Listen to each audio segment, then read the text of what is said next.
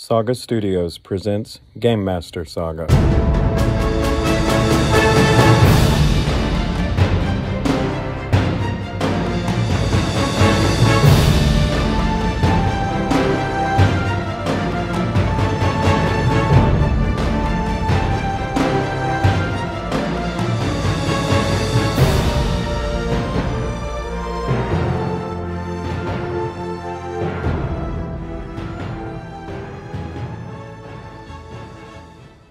Welcome to Game Master Saga, where we talk about all the stuff Game Masters have to do to get a game ready for the players.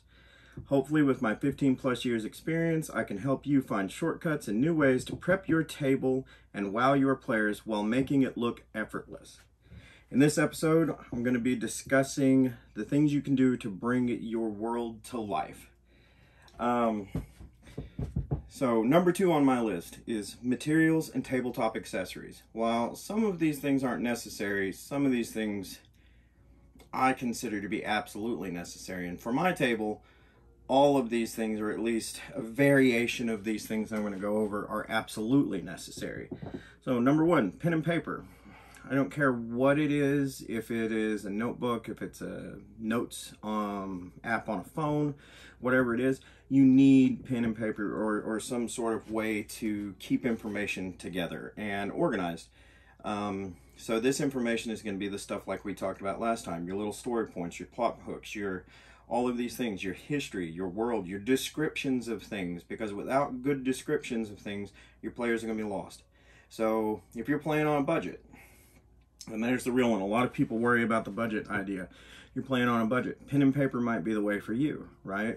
Maybe you're not sure if you want to put the time and effort and money into it, but you still want to play and you want to find out. Get graph paper. You can draw maps on graph paper. I mean, you can get a notebook like this with 100 pages in it for $3. And you can draw your maps on your graph paper. You can have scale because of the graph.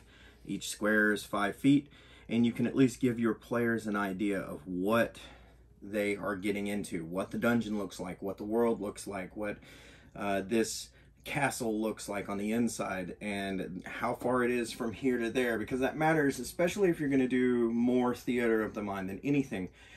Theater of the mind's great unless you don't have an idea of where you are or the space you're in. So if you don't have any kind of image at all, you have to describe that world perfectly, and you have to depend on your players to remember that description perfectly.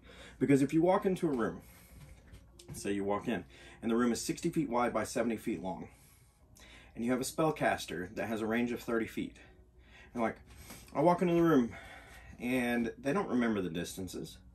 They're like, you said there was a guy in the back, yeah? It's like, yeah. It's like, all right, I want to cast a spell at him. What's the range on it? Well, it says 30 feet.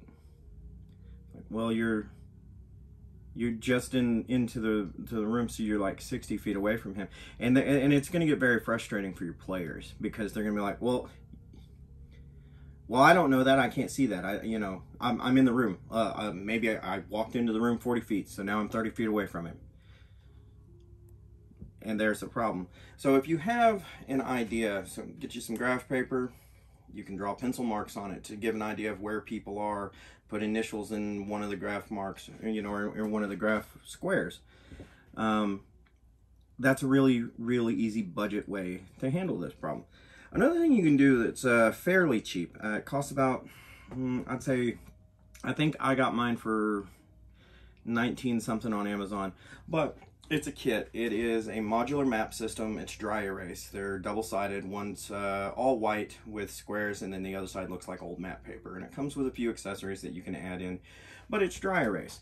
So you can actually lay out a nice 1-inch grid system and draw your stuff on there, so people have an idea of what they're looking at. We used this system for a long time, and I went to my driveway, got rocks, got into my wife's nail polish, painted them up all different colors, and that's how we did it. I had red rocks for bad guys, and then I had different color for each of my players. Since they couldn't differentiate just looking at them who they were, they needed color code. And we played a game for a long time like that. It was very good, but that all kind of comes down to descriptions and things like that. How are you describing that world, right? Dungeon tiles. I have a few examples here. So these are dungeon tiles. This is made out of cardboard from work, and it has a layer of cardboard with hot glued on. This is a foam core board, so get this for school projects and stuff like that. Peel the paper off of it, you can mark into it, you can press into it. There's a lot of videos on YouTube. Black Magic Craft does some good stuff. Trying to think, DM Scotty does some good stuff. But there are a lot of different ways to do this. Everybody's got something different. I've got my way. This is a template that I took from Black Magic Craft, and I made this tower. It actually has the stairs and all of that, and with multiple pieces of this you can build a really large tower, and you can just interchange them for different floors. I eventually plan to put a wood on the back of it, but this is cardboard, and these are individually cut out little pieces of cardboard that are all glued on here. It's a passion project for sure, and I don't think I ever want to do it again like this, but it works. Other things that you can do for terrain is things like this little guy right here. So while I was at the dollar store one day, I found a little bag of dinosaurs, and it had these little rock things with stairs in them. So yeah, picked that up. It was $1 for the whole bag. There were 2 of these, a couple of other things I was able to use like for cave walls and stuff. Brought these home, painted them, dry brushed them, and made them look a lot better than they were, because they were originally that color on the inside, but now they kind of look like this really nice stone staircase that leads up to this rock pedestal. And as long as you describe it properly, it works. Other things that you can do to add like more 3D dimension. This is literally cardboard covered over in hot glue and then painted up to look like a cave entrance. It's not fancy. And that's the thing, it doesn't have to be fancy. It depends on how you describe it. So if we're looking at what I've got here monetarily, I paid $1 for the plastic bits from the Dollar Tree. I paid probably $5 for the different colors of paint you saw. The cardboard I got for free. The hot glue, we'll say another probably $2 worth of hot glue. But in either case, for under $10, I've put together all of this stuff. Now, there's the thing. It was cheap to produce, but it took time, a lot of time. This tower that I showed you, that tower took countless nights of me. When I would get off work, I would come home, because I used to work nights. I work days now, but I used to work nights. I would get home 2 in the morning, and I would spend an hour, 2 hours, and it took me about 3 weeks to actually cut out all of the little bits and bobs and put it all together, slowly piecing it together here and there. And of course I was watching TV, and I wasn't just like focused on it, right? Because I'm tired, I just got off work. But a lot of time involved in some of this. Now, my dungeon tile set, so these here, I've got 6-inch squares, I've got 3-inch squares, and then I've got 3x6. I think we have 18 of these, 18 of these, and maybe 12 of the 6x3s. I put these together in the course of about probably 12 hours total worth of work. But I spent some just, man, hammering through it, hard work to get them all done. And it was very tedious, but I wanted them done for a game I was running and, you know, motivation, right? All that being said, let's move on from that kind of stuff, because you can do it cheap like this, or you can order 3D printed, beautiful 3D printed tiles from Dwarven Forge or anyone else online who is actually selling stuff, because there's a True Tile System, there's all kinds of 3D printed tiles that you can get. They're expensive, but a lot less work. All you got to do is paint them, and in some cases you can even get them painted. So it depends on how much money you want to put into it, how much effort you want to put into it, or how much time and effort and money you actually have. You may just be able to do the dry erase board. That was 20 bucks, and it works perfectly. There's no problem with it. You may just be able to do graph paper. That's $3.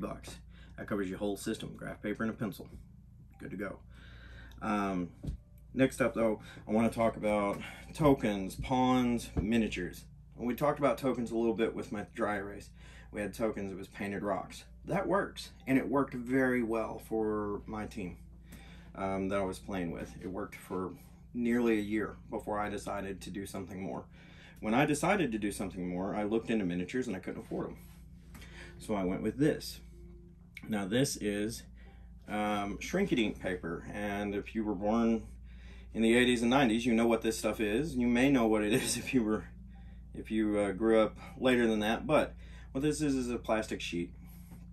You can draw on it, you can color it in, and then you put it in the oven and it shrinks. So these shrink, I want to say about 2/3 to 3/4. So I draw my stuff in a 4" by 2.5" square, and I get stuff like this. And all of these minis y'all have seen in Saga. And I can make a bunch of them, and that's the real key. You can make tons and tons and tons of them, but everyone's like, oh well, you can only have the small ones, or you can only have as big as just one sheet of that paper. Not so. If you've seen the last episode of Saga that came out, you will have seen this guy. This is made up of 4 sheets of that paper and some hot glue and some ingenuity. So you can make very nice, very large 3D things, and I could have made this even bigger if I wanted. You know, I could have made it out of 6 to 8 sheets of that paper.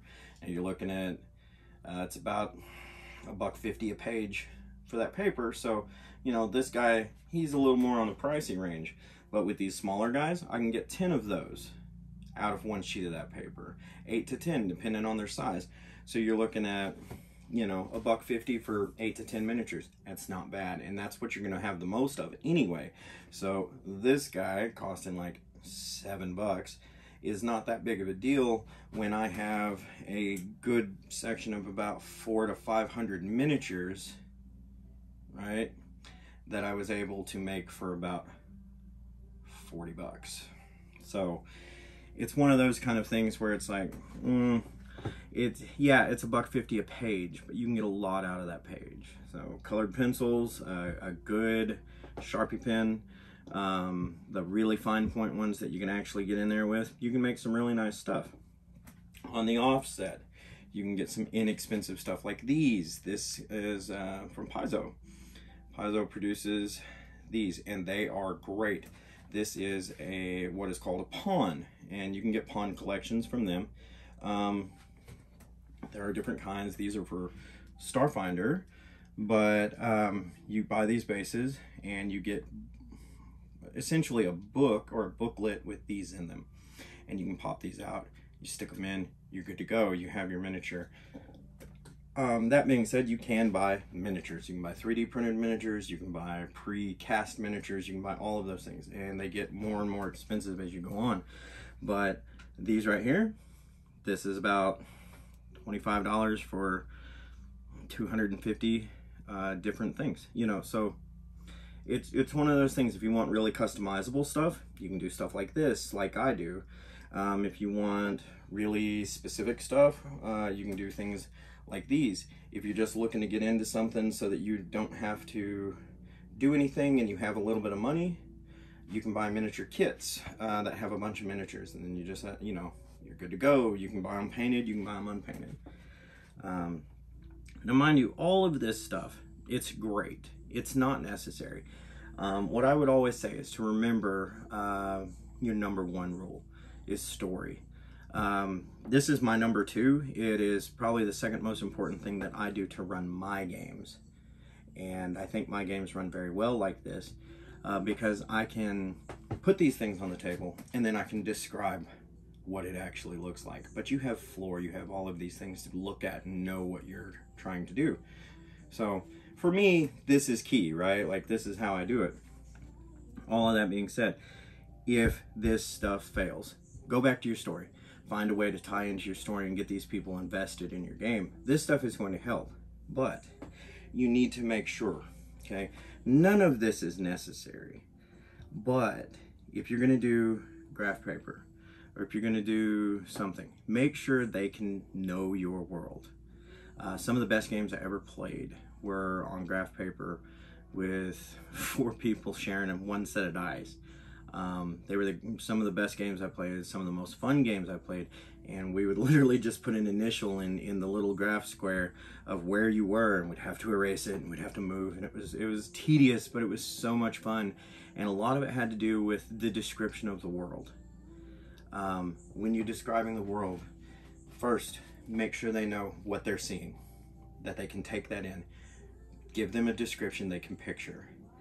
Then describe sounds, stuff they can hear. If you have to describe it, describe it. If you can make the sound that they're hearing. Describe smells, stuff that they can identify. So let's say you're walking through a hellscape. You might say brimstone, and no one at your table's ever smelled brimstone. That's kind of a problem. So it's like, oh, brimstone, okay, yeah. Ugh, like I know what that smells like. Most everybody has smelled a rotten egg. When they walk in, you feel the oppressive heat on your face. You look through the hellscape before you. You see magma pools and you see fire shooting up from cracks in the ground. The rock itself is blackened with soot. You smell the deep, odorous smell of rotten eggs and ash and rotting bodies. You hear screams in the distance of people being tormented. That paints a picture that people can see, but it doesn't just paint what they can see, because people operate off of sight, hearing, smell, and all these things, and you put these things in someone's head and they start to imagine. And now everyone at your table has a different picture, by the way. They're all looking at something different, because one of them glommed onto this, one of them glommed onto that, one of them glommed onto this. So they all have a different picture in their head. That's why the materials are helpful. So you can do it all with description, but I would suggest using some sort of material or tabletop accessory to help you along. So all that being said, I think you've got this. If you do good descriptions like that, it's not going to matter what kind of materials you're using. You're going to have your players in the palm of your hand. So on the next episode, we're going to talk about the number 3 on the list, the big 3. And it's going to be plot hooks and ways to involve your players in your world. So, that being said, we're going to get to this plot hook. The small village your players come from is suffering from a wretched blight. The oracle has cast the bones and says that the exact number of players you have, wink wink, right, must go and find a way to save their home. All those who go must not be warriors already. Have your players create characters that are coming of age. All they have left to do in this coming of age process is to prove themselves by entering a large cave and bringing back the head of one of the large lizards that lives there. When they return, get them on their journey to save what's left of their village. So you've got a really nice opening quest to send these young people on, right? They're trying to prove themselves, but you can tie this into, you know, your main campaign. Oh, what is your main campaign? Figuring out where the blight's coming from, right? This plot hook can be used for a one-shot or to kick off your campaign. Feel free to use and change it to suit your needs. Always remember, you can do it. And keep telling stories. Till next time. Game Master Saga is a Saga Studios production.